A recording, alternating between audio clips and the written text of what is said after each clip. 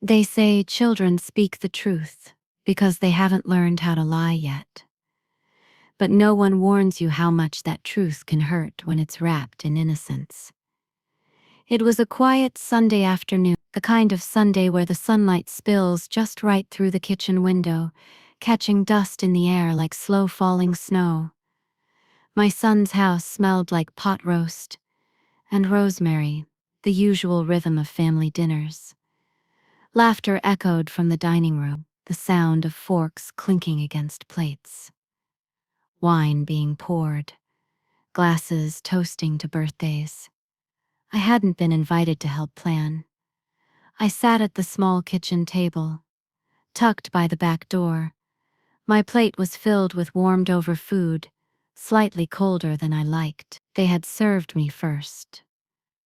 Sure, but it had come wrapped in the same politeness they used when thanking the mailman. Efficient, cordial, distant. And then she came in. Emily, 8 years old, hair in braids with one of them already unraveling, holding her half-finished dinner in one hand and her favorite stuffed unicorn in the other. She sat across from me, her legs swinging off the edge of the bed, looked up at me with those curious knowing eyes and said, "Grandma, why do you always eat alone?" That's it. That's all it took. 8 words, spoken without malice, no agenda, just a question from a child who hadn't yet learned how to overlook the obvious. I froze, not because I didn't have an answer, but because I had too many. Do I tell her it started small, that it began the year after her grandpa died, when suddenly, I wasn't asked to bring dessert anymore? When my seat at the head of the table became one closer to the kitchen, when people started saying, "Oh, we didn't want to bother you," instead of "we missed you"? Or do I tell her it started when her mother moved in, when the house I once held together was handed over like a piece of Tupperware I forgot to return? Instead, I smiled and said, "I just like the quiet, sweetheart." She nodded, then frowned. "But you look sad." I almost laughed, not because it was funny, but because it was the kind of truth that doesn't come from observation. It comes from blood, from knowing, even at that age, what a person looks like when they're holding in everything they can't say out loud. Before I could answer, her mother called her back to the table. She hugged me on the way out. "I'll sit with you next time," she whispered. And just like that, she was gone. The rest of the evening passed in a haze. I don't remember much of the drive home, just the silence, and the ache, and the way her words kept circling in my head like a bell I couldn't unring. "Why do you always eat alone?" When I got home, I didn't turn on the light. I sat in the dark, coat still on, purse still slung across my shoulder, and stared at the wall. There was a time I couldn't have imagined being anything but essential to my family. I was the one who knew who liked cranberry sauce and who didn't, the one who remembered everyone's allergies, the one who baked 3 pies just because we might want leftover. But somewhere along the way, I became background. I stopped being needed. And worse, I stopped being seen. That night, I opened the closet in the hallway, pulled out a dusty photo album I hadn't touched since Mark passed. Inside were pictures of birthdays and holidays and backyard dinners. There I was, apron on, smile wide, holding a tray of cookies. There was my son, just a boy, reaching for one while I pretended not to see. We looked happy, because we were. And now here I was, eating pot roast in silence, while the rest of my family laughed in the next room. It wasn't the isolation that hurt the most. It was the erasure. Like I had slowly been moved off the page of my own story. And yet it took a child's question to notice. "Why do you always eat alone?" Not, "Why are you sad?" Not, "Why don't they sit with you?" Why? That word. I closed the album and sat there for a long time. Something inside me shifted that night. Not loudly, not dramatically, but definitively, like the soft click of a door that had finally closed. And I knew I wouldn't let the next Sunday go the same way. Not for Emily, and not for me. The next morning, I stood in the kitchen holding a chipped mug I hadn't used in months. It had once been Mark's favorite navy blue with a crack down the handle, and the faded words "World's Best Dad" across the front. I used to keep it on the top shelf, away from daily use. But today, I needed to remember what it felt like when someone looked at me with warmth, with weight, with meaning.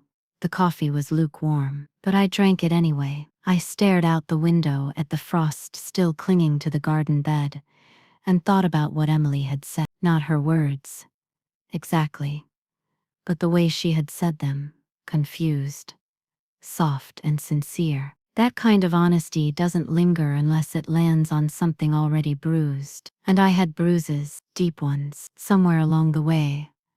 I stopped being part of the invitation list. No one said the words aloud. No one ever does. But it was there, in the way I was told about birthdays after they happened. In the way I'd arrive with a dish only to find they'd already catered. In the way Sabrina would laugh and say, "Oh, don't worry about bringing anything. You've done enough." It's always that phrase.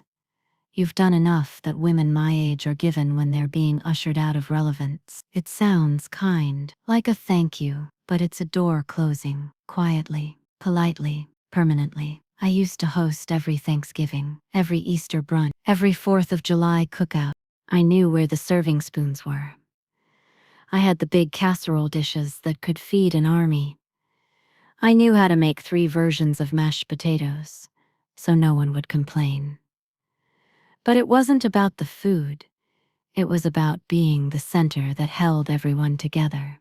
And then, slowly, without warning, I became a courtesy seat. A name scribbled in the margins. A side plate at the kids' table.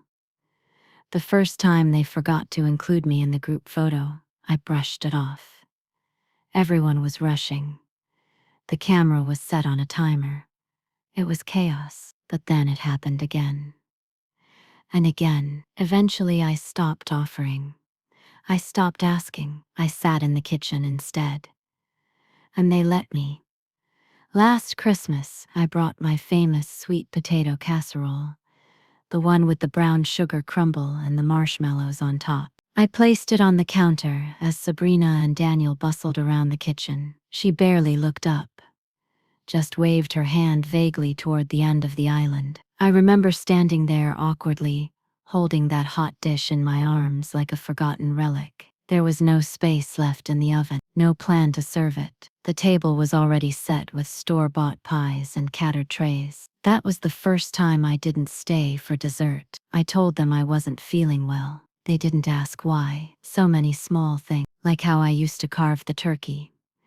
And now they hand me the electric knife after the first few slices, like I'm a backup act. Like how Emily once handed me a crayon drawing of her whole family and I wasn't in it, not because she didn't love me, but because no one reminded her I belonged. Or like how Daniel started saying things like, "Mom just likes her space," whenever anyone asked why I didn't sit at the main table anymore. No, Daniel, I didn't like my space. I made peace with it. There's a difference. That Monday afternoon, I went into the closet and pulled out my old Thanksgiving apron. It was silly, covered in dancing turkeys and gravy boats. Mark had bought it as a joke one year, but I wore it every time we hosted. Just for the laugh. I held it in my hands like a thread to another time, and I realized something. It wasn't just that they had forgotten what I did, they had forgotten who I was. I was a mother who sat up late, sewing costumes for school plays, a wife who managed the bills and the books and the birthday, a woman who worked part-time just to help pay off Daniel's college loans. I was the woman who stayed up for 3 nights, when Daniel's wife gave birth to Emily, cooking and cleaning and changing linens so they could focus on the baby. And now I was the quiet woman who eats alone in the kitchen, with a plate someone reheated from a meal she used to prepare. It wasn't right. It wasn't fair. And most of all, it wasn't going to happen again. The next Sunday, I arrived early, earlier than usual, before the laughter, before the wine, before Sabrina could set the table. I walked into the dining room, looked at the table and pulled out a chair. Not from the corner but from the center. The one across from Daniel.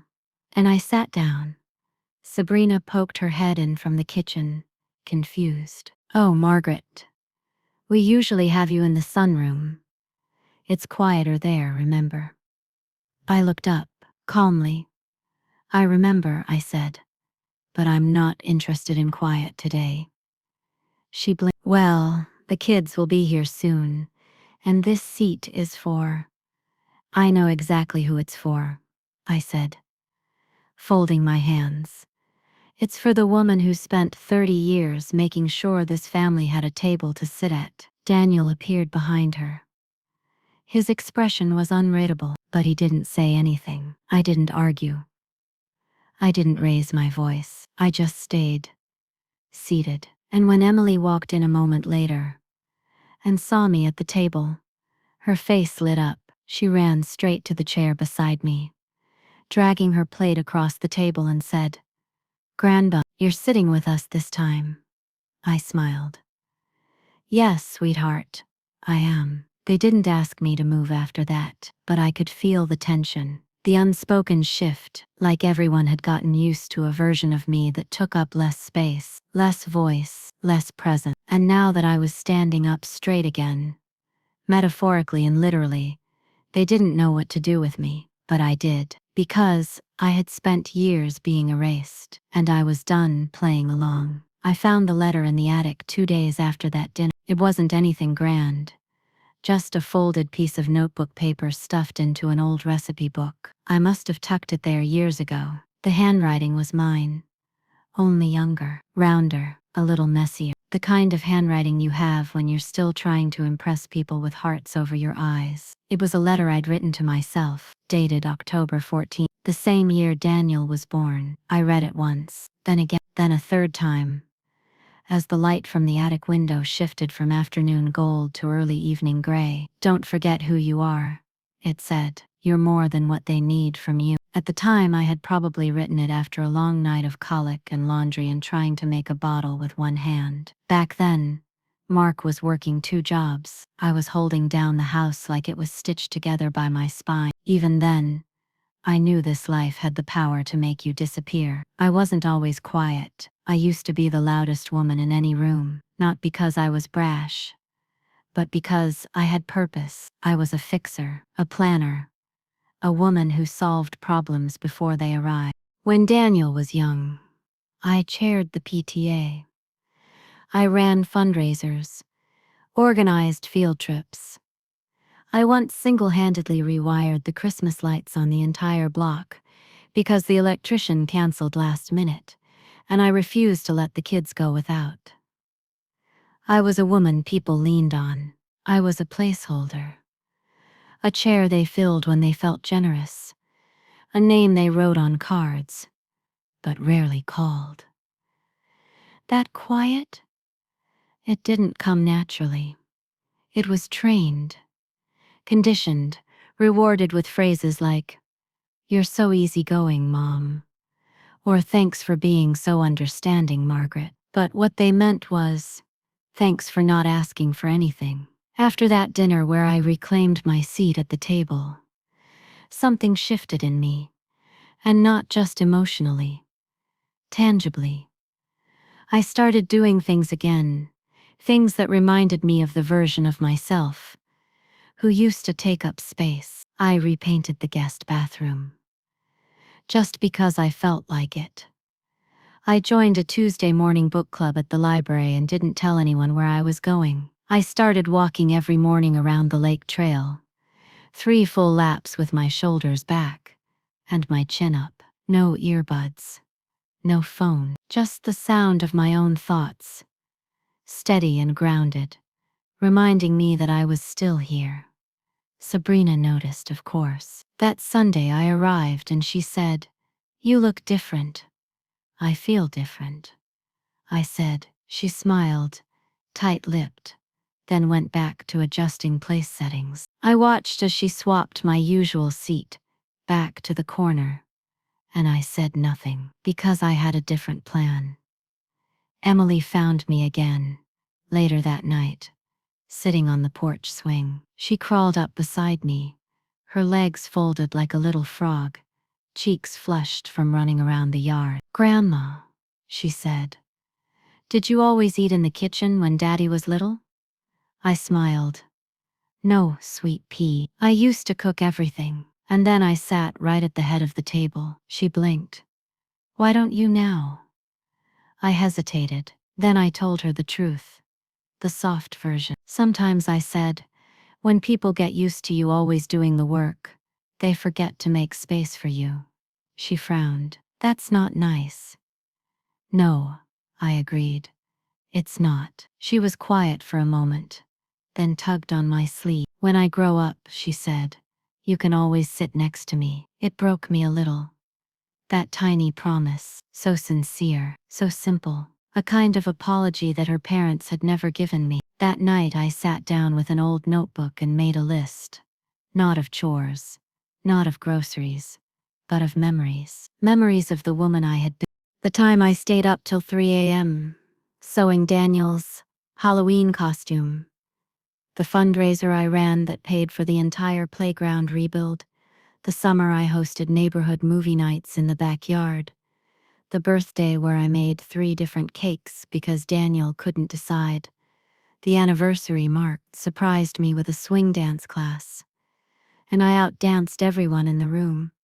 I wrote them down like I was writing a declaration, because I needed to remember, because they needed to remember. The next day I printed photos, old ones of those moments, me in my apron, me holding Daniel as a baby, me hammering stakes into the grass for the community Easter egg hunt, me surrounded by people who were grateful for what I did. I brought them to dinner, didn't say a word, just placed the stack on the dining room table before anyone sat down, let them flip through it like a silent exhibit. Sabrina said nothing. Daniel looked quietly stunned. Emily, bless her heart, picked up a photo of me holding Daniel as a baby and said, "Daddy, was Grandma the boss back then?" He chuckled. "She still is," but his voice cracked. "Good.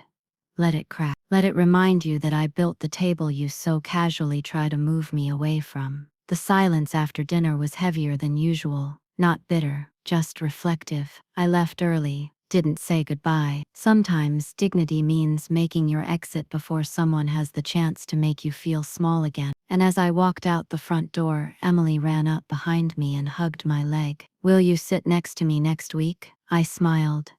"Every time I'm here." And I meant it. There's a certain kind of quiet that only happens on your birthday. It's the kind where you don't really expect anyone to do anything, but a small piece of you still hopes they might. Not a party, not a big gift, just something. A call, a card, a knock at the door that says, "We remember you matter." I turned 68 last Tuesday. I didn't tell anyone, not because I wanted to keep it secret, but because I was tired of being the one to remind everyone. You hit a certain age where your name stops appearing on calendars, where people stop pretending to ask, "How do you want to celebrate?" and just move on like it's Tuesday. Still, that morning I made myself pancakes. Blueberry, the way Mark liked them. I ate them in my kitchen with the window open and the sound of birdsong keeping me company. I didn't feel sorry for myself. Not exactly. I felt, like I was standing in a room where a surprise should be waiting.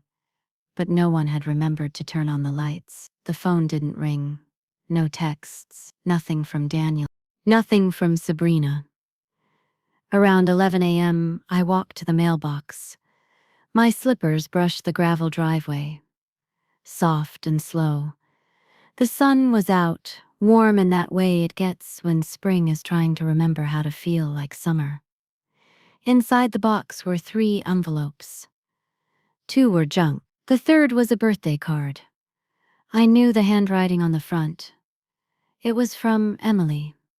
I opened it right there on the porch steps. She had drawn a lopsided heart and written, "Happy birthday, Grandma. I love you so much." I picked this card myself. The rest of the card had a pre-printed message, with room for others to sign. No one else had. Just Emily. Not Daniel, not Sabrina. No "Love you, Mom." No "Thanks for everything you do." Just Emily. That hurt in a way I hadn't prepared for. Not because I needed their validation, but because I hoped that maybe, just maybe, after all the meals and all the years and all the things I had swallowed quietly, they might at least remember the day I was born. Instead, I got a silent signature. That afternoon, I pulled out a box from the hallway closet. It was old, wrapped in floral paper, tied with a fraying ribbon. It was where I kept birthday cards from over the years. From Mark. From Daniel, back when he was still writing in block letters. From friends who had long since passed. I read them, every single one. And then I cried. Not the kind of tears that come fast and heavy, but the kind that slip out one by one, like they've been waiting patiently for years to be let go. It wasn't about the card. It was about being forgotten. It was about realizing you've spent most of your life remembering everyone else's needs, and somehow no one remembered yours. That night, I didn't wait for anyone to call. I took a bath, wore my nicest robe, lit the expensive candle I'd been saving for years. Saved for what, I don't know. And then I did something I hadn't done in decades. I wrote myself a birthday letter. It wasn't long, just a page. It said, "Dear Margaret, happy birthday. You've survived heartbreak, loneliness, grief, and joy. You've given, and given, and given. And now it's time to receive, not from them, from yourself. So take the love you keep waiting to get from others, and wrap it around your own damn shoulders. You deserve that. Happy birthday, love, from the only person who has always, always shown up. You." I folded it, slipped it into the same box as Emily's card, because that one at least was honest. And from someone who saw me. The next day I didn't go to dinner. Daniel texted, "Hey, are you coming this week?" I stared at the screen. Then typed, "I'm taking a break from being the invisible guest." I didn't hit send. Instead, I walked to the park near my house, sat on the bench, overlooking the lake, and watched a family of ducks drift past like they had all the time in the world. When I got home, there was a voicemail. Daniel's voice. "Hey, just wondering if everything's okay. Emily's asking for you. Sabrina, Sabrina wanted to say thanks for the photos. They were nice. Nice. As if my whole life boiled down to nice." I deleted the message. Not in anger, in clarity. The next Sunday I didn't wait to be invited. I cooked dinner for myself. Meatloaf, green beans, mashed potatoes with too much butter. The exact meal Daniel used to beg for on his birthday. I set the table for one, used the good plates, lit 2 candles, played music from the old stereo, something soft and jazzy, and for the first time in a long while, I ate like I deserved to be celebrated. Because I did.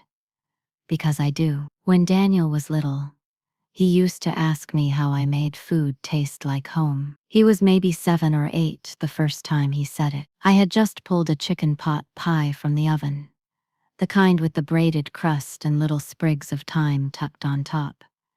He sat at the table, legs too short to reach the floor, swinging in rhythm as he took bite after bite. Then he looked up at me, crumbs stuck to his cheek, and said, "It just tastes like home." I didn't cry then, but I wanted to.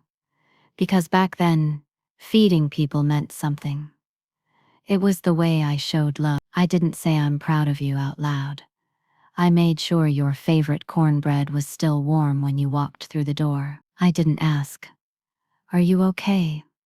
I wrapped leftovers like they were medicine. So imagine what it feels like to be the woman who taught them how to eat, only to be told later there's no room at the table. That Sunday, when I made my own dinner and sat in my own quiet kitchen, something broke free inside me, something I'd been clutching onto, like a coat I no longer needed, but was too scared to hang up.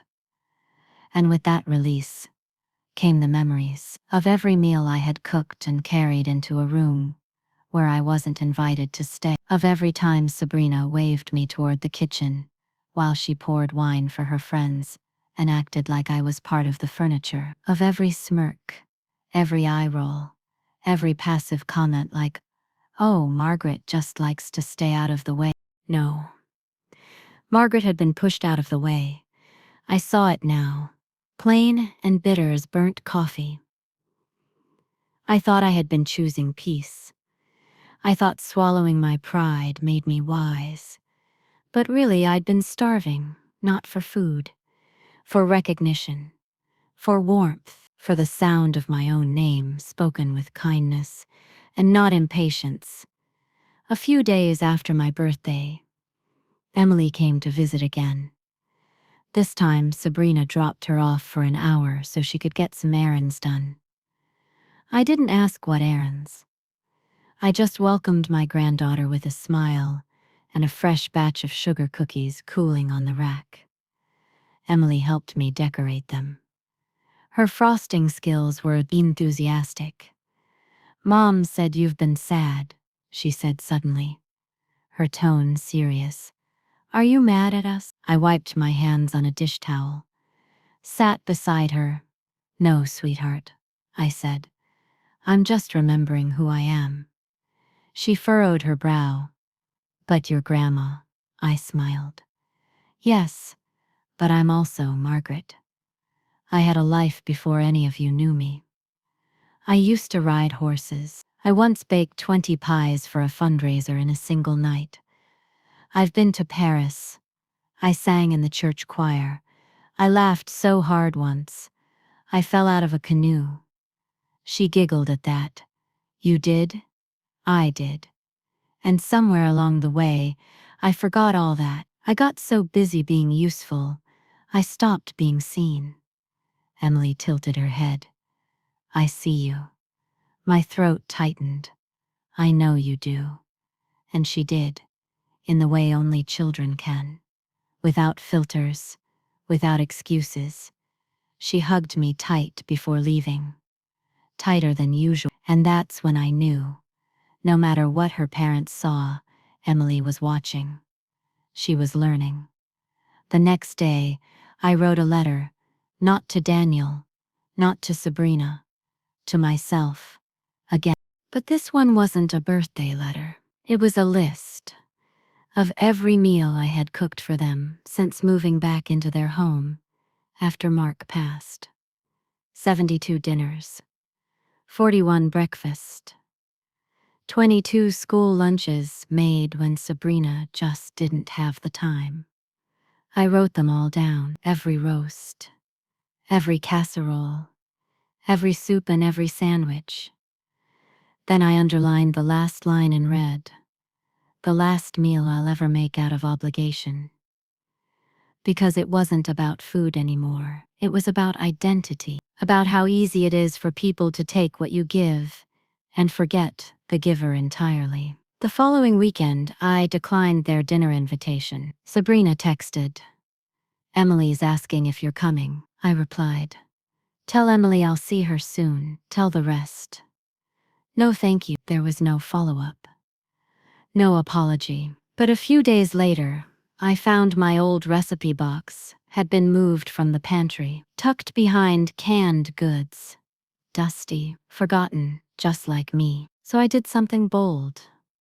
I packed it up, along with the framed family photos they hadn't noticed missing from the hallway. My mother's quilt from the guest room, the wooden rolling pin Mark gave me on our 10th anniversary. All of it went into a box. I labeled it, "For the next kitchen that feels like mine," because this one didn't anymore. It was the first Sunday in April when I made my decision. The house was oddly quiet that afternoon. Not in a peaceful way, but in that dense, almost padded quiet that fills a space right before a storm. I had told Sabrina earlier in the week I wouldn't be cooking dinner anymore. She had barely looked up from her phone when I said it. "Oh," she muttered. "Well, we'll just order something then." No fight. No discussion. Just dismissal. Like I'd told her the garden hose broke. Or we were out of dish soap. I wondered then if she even heard me at all. But that Sunday evening, the silence started to shift. It was nearly 6. The kids were downstairs. Daniel was in the garage, fiddling with tools he never really learned to use. And Sabrina, she was standing in the kitchen, frozen. The fridge was open, so was the pantry. She stood there with her arms crossed, staring at a box of dry pasta like it might assemble itself if she stared hard enough. "You're not cooking?" she asked when I walked past. I didn't stop. No, a pause. "Did you forget it was Sunday?" I turned to face her. "No, Sabrina." I remembered. She blinked. I could see her putting it together, that I wasn't joking. That this wasn't a phase or a mood. This was real. "I guess we'll figure something out," she said. But I could hear the edge in her voice, the same edge people have when they realize their safety net has been quietly rolled up and put away. By 7:30 they were eating soggy takeout from the diner down the street. I heard the plastic bags rustling and the occasional frustrated sigh. Daniel muttering about how the fries were cold, one of the kids asking why Grandma didn't cook tonight. And well, I was eating on the sun porch. I had made myself a spinach salad with warm roasted squash, goat cheese, and toasted pecans, lemon dressing. A glass of water with sliced cucumber, nothing fancy. But it was mine, made with care, made with intention. I sat at the small table by the window and watched the sky bleed pink behind the trees. And for once I didn't eat out of habit. I ate out of gratitude. Gratitude to myself, for finally stepping out of the kitchen I had been emotionally confined to for too long. Later that night, Daniel knocked on my door. I was in bed reading an old mystery novel I'd read a dozen times before. I liked the way the detective always figured it out. Not with guns or fists, but with quiet persistence and sharp eyes. He peeked in. "You all right?" he asked. "I'm fine," I said, not looking up from my book. He hovered. Then finally, dinner wasn't the same. I closed the book. "Is that because you missed the food? Or because you missed feeling taken care of?" His mouth opened, then closed. "I just meant, we're used to it, you know." "I know," I said. "That's the problem." He shifted his weight. "The kids didn't understand.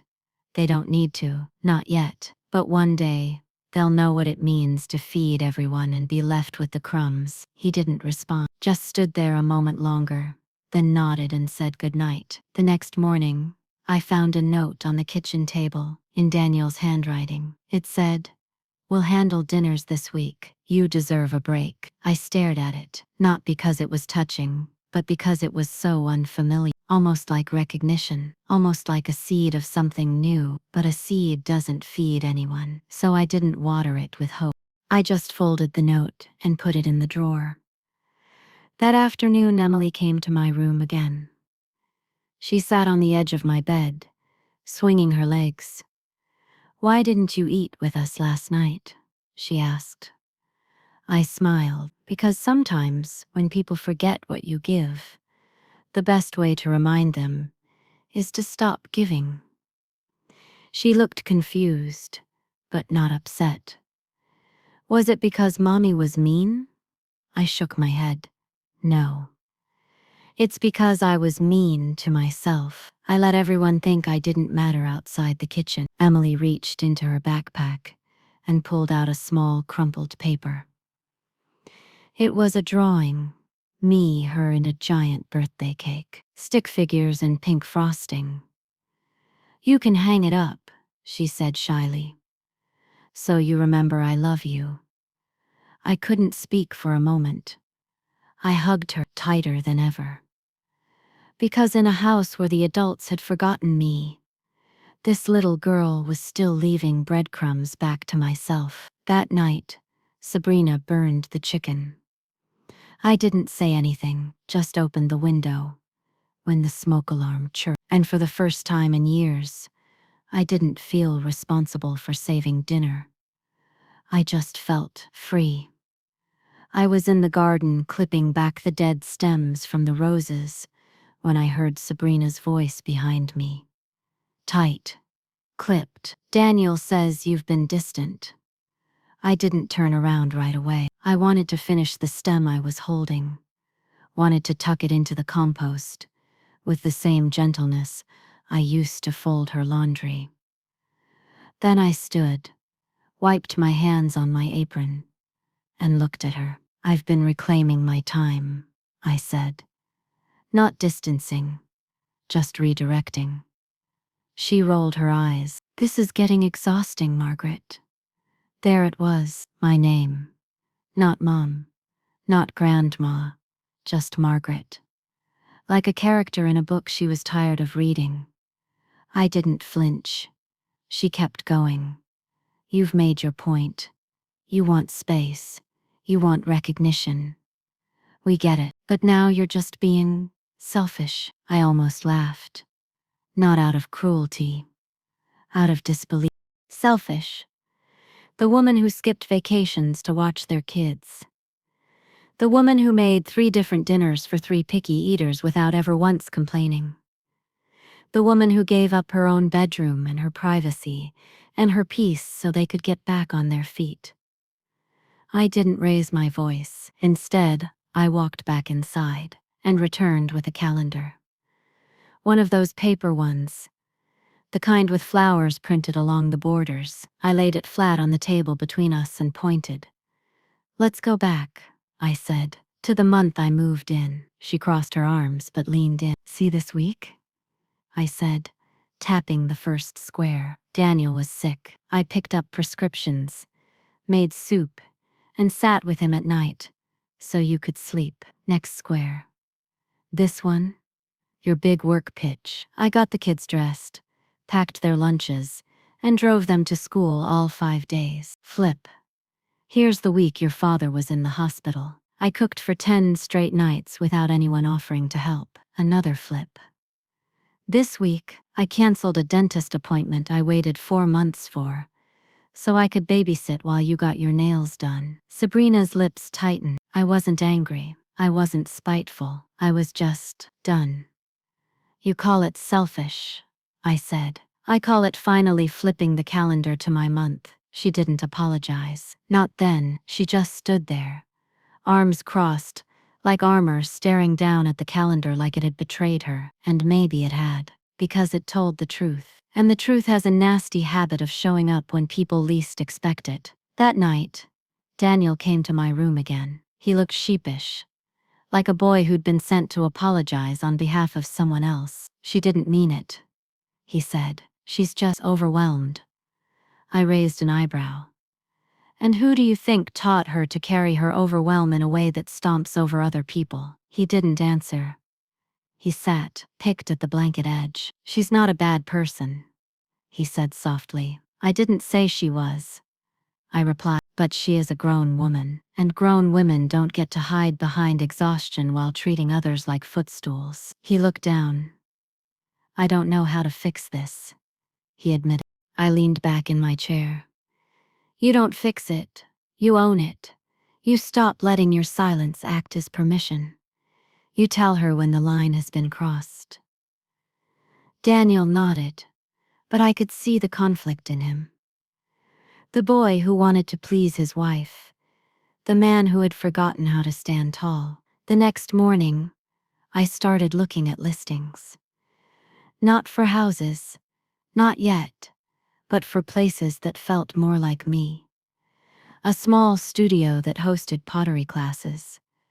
A community garden a few blocks away. A book club for retired women at the town library. I circled each one in red ink.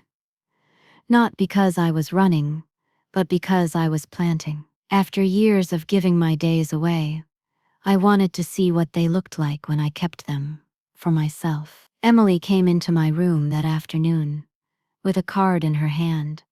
It was handmade, folded unevenly, with 3 wobbly hearts on the front. Inside it said, to Grandma, who makes the best toast and the best hugs. I love you even if Mommy is cranky. I laughed. Couldn't help it. I pulled her close and whispered. You always know how to make me feel seen, she beamed. I see you all the time. I hugged her, fiercely, because this child, this beautiful, unfiltered soul, had become my little lighthouse in a sea of gray. That night, Sabrina skipped dinner. Daniel cooked spaghetti with jarred sauce. The kids liked it well enough. No one asked me to help. No one made a fuss. And I realized something strange. The less I gave, the more they realized what they were missing. And maybe, just maybe, that was the only lesson I had left to teach. Not how to cook, not how to clean, but how to notice, how to value, how to stop assuming the person who serves you will always stand behind you in silence. It was a Saturday morning when I finally put up the folding table. The one I bought online, weeks ago, in a quiet act of defiance. I had kept it in the box until now, tucked away in the back of my closet. Like a secret, I wasn't quite ready to speak aloud. But that morning, the sun streamed in through the curtains, like a spotlight, and I knew it was time. I unfolded the table in the sunroom, not in the kitchen, not in the dining room where the family always gathered. No. I set it in the corner by the window, near my books and my armchair, beside the potted geraniums that had stubbornly kept blooming through winter. It was small, just enough room for two. I laid down a checkered cloth, set 2 plates, 2 cups, 1 candle, and a note that said, "This seat is for someone who sees me." It wasn't meant to be dramatic. It was just honest. A way of saying, I'm done waiting to be invited. I'll build the space I deserve, even if I sit at it alone. Emily was the first to find me. She wandered into the sunroom with her usual messy braid and pink socks slipping halfway down her feet. Her eyes lit up. "Fancy brunch?" she asked. I smiled. Something like that. She looked at the second seat. "Who's coming?" I hesitated for a moment. Then said, "Someone kind. Someone who listens." Emily sat down. "Well, I listen," she said. "Especially when you talk about birds and pudding." I laughed. And just like that, the second seat was filled. We ate scrambled eggs and toast with jam. Nothing elaborate, nothing Pinterest-worthy. But the conversation, it was full. She told me about her science project. I told her about the time I tried to build a treehouse with her grandfather. And we accidentally nailed it into the neighbor's fence. We laughed, really laughed. And for the first time in years, I didn't feel like the background music to someone else's life. I felt, later that afternoon, Daniel came into the sunroom. He saw the table, saw the 2 empty plates. He didn't say anything, just stood there with his hands in his pockets, nodding slightly like he'd walked in on something sacred. "I miss you," he said finally. I looked at him. "I'm still here, but I won't go back to being invisible." He nodded, slowly, thoughtfully. Then, to my surprise, he sat on the edge of the armchair across from me. "I've been thinking about everything you've said," he began. "About how you were treated. About what we took for granted." He rubbed his hands together. "I let things slide, because I didn't want conflict. But it turns out silence is just a quieter kind of damage." I nodded. "Yeah. It chips at you slowly. Like water on stone." He looked at me, eyes tired, but sincere. "Would you ever come back to the dinner table?" I smiled softly. "I might. But only if I'm not the one always cooking, serving, and clearing plates while everyone else talks over me." A beat passed. "I understand," he said. And I think for the first time, he did. The next few days were different. Sabrina didn't apologize outright. That wasn't her style. But she started setting the table herself, started leaving little things. Cups of tea, folded laundry, a note that read, "Thanks for helping with Emily's homework." She didn't say sorry. But sometimes the most honest apologies are behavioral, not words, actions. By the end of that week, my table in the sunroom became something more, a little ritual. Emily and I had breakfast there each morning. Sometimes Daniel joined. Sometimes he just passed by, smiled and refilled my water glass without a word. Sabrina stayed away at first, but one day she brought in a plate of sliced fruit and set it quietly between us. She didn't sit, she just said, "Figured you might want something sweet," then walked away. Progress. Not perfection, but real. I never did move out of the house. I considered it more than once. But in the end, I realized I didn't need to leave to reclaim space. I just needed to define it. With boundary, with self-respect, with a seat I carved for myself.